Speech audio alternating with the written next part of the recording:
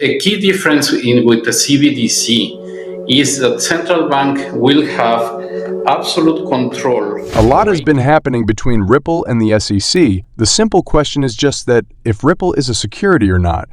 But I think the court case is coming to an end, as in today's breaking news is that the cryptocurrency IMF representatives have presented a plan for global cross-border payment, and while they acknowledge that this is a good thing that will help reduce the costs of cross-border payments, make them cheaper and faster, they also acknowledge that this will lead to easier compliance checks and easier capital controls if you need any of this information about the XRP and cryptocurrency in general. Please help my channel to grow by hitting the like and subscribe button so that you will be updated whenever we post a new video like this. Thank you, and let's continue with the video. For example, in cash, we don't know, for example, who's using a 100 bill today. We don't know who's using a 1,000 peso bill today.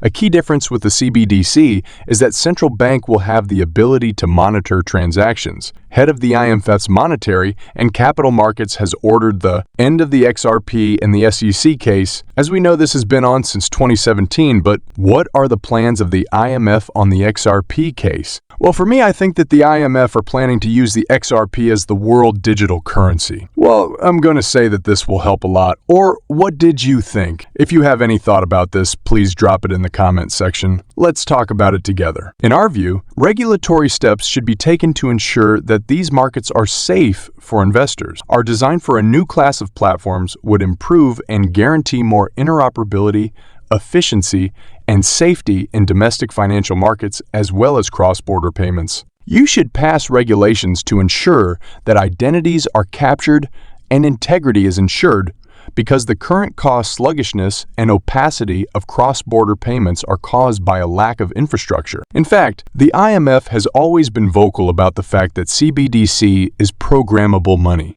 The third method we believe CBDC can improve is as follows. Here is the Deputy Managing Director of the IMF explaining how CBDC will allow the government to precisely manage what people can and cannot spend their money on. Financial inclusion is achieved through a process known as programmability. By programming CBDC, those malai can be precisely targeted for what kind of people can own and what kind of use this money can be utilized for. Food. So this potential programmability can help government agencies to precisely target their support to those Fidelity Bitcoin. Buying Grayscale looks to be the people's money. And while the race is on for the IMF to maintain control, why not support it? The $4.5 trillion in assets under management are only increasing. Following BlackRock, Fidelity is rumored to be applying for a spot in Bitcoin ETF to do this. In part, the rumor states that they are about to purchase Grayscale. As you may recall from our recent BlackRock video, this is what will happen if and when BlackRock's Bitcoin ETF is approved, which experts do believe will occur. BlackRock has a track record of 575 to 1 in terms of actually getting ETF recognized by the SEC, which implies of the suggested 576 ETFs that they provided to the SEC, only one has really failed, which is incredibly rare. The floodgates are open with Fidelity, and let's remember, Fidelity was the first major traditional investment firm to endorse Bitcoin, who also quietly launched retail Bitcoin and ETH trading in the depths of the bear market. It would be surprising if they haven't already filed for a Bitcoin Trust or ATF in the latest Ether listing. They typically don't file ETH to stake and run a validator. Why are they doing this? Well, current low validator limits 32 have led to waiting times of over 1 month, meaning the network is slow, meaning wait times are high. The network is slow, and of course, while this would make everything faster, average people can hardly afford 32 Ethereum today, yet if you can, you get to help validate, you get to be in charge in part of the overall network. If this happens,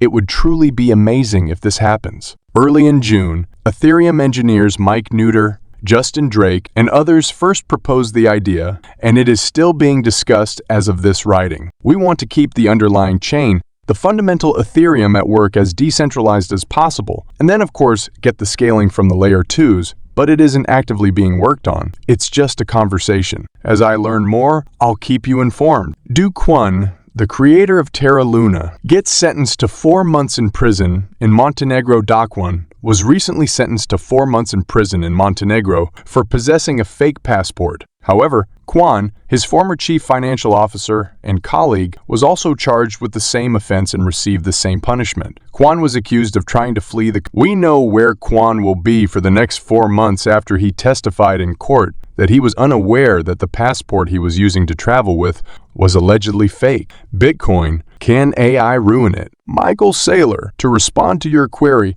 might artificial intelligence wipe out Bitcoin? According to Michael Saylor, the coin uses 400 times as much digital power as the U.S. Navy's entire fleet, which consumes about 12.5 gigawatts of energy. Additionally, there are 5 million Bitcoin ASICs miners spread throughout the world, and their combined hash rate is so high that if an AI took control of every single one of them, the world would cease to exist. Every single computer on Earth, every smartphone, and every computer at Amazon, you don't have to put $1 billion in a bank that is run in Lebanon, Argentina, the US, or Turkey because you can put the $1 billion into the Bitcoin network instead. Additionally, the Bitcoin network is resistant to nation-states. For example, if all of China turned all of its computers against the Bitcoin network, they couldn't stop it. As a result, Bitcoin stands for representative democracy. Following the release of Ripple's new CBDC solution, the XRPL-based solution, the Central Bank of Colombia recently partnered with Ripple and Pierce's technology to improve the country's payment system, which uses CBDC. The Hong Kong Monetary Authority developed the XRP Ledger, a Hong Kong and Montenegro platform CBDC, last month to study various use cases. It includes 16 banks and payment processors, as well as online businesses. On September 2021, Ripple made agreements with the Republic of Palau using the CBDC platform from Ripple. Everyone is eagerly awaiting Judge Tora's decision. You know, I thought it was interesting Mark Fago, who was on my Crypto Law show with Jeremy Hogan, former SEC, like Chief Regional Chief, a guy who knows the SEC in and out, said 2 interesting things. One, he said he thought the SEC should win, but he thinks that the SEC may lose.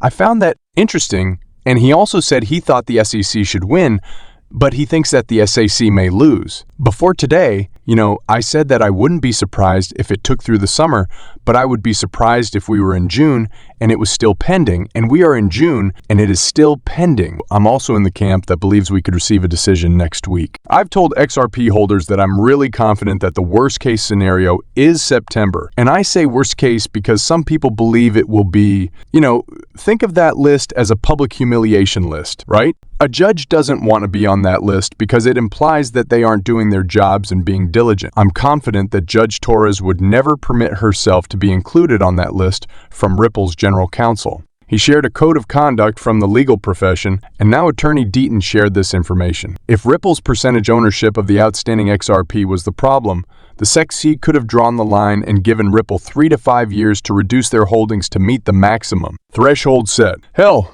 Ripple's done that anyway to help pay $200 million. The point is that Warren Davidson was correct to accept that Clayton and Hyman share some responsibility for why America is falling behind in this area. According to Hester Pierce, we stop here for now. Please don't forget to like and subscribe to be receiving more and more updates on XRP. Thank you, and see you in the next video.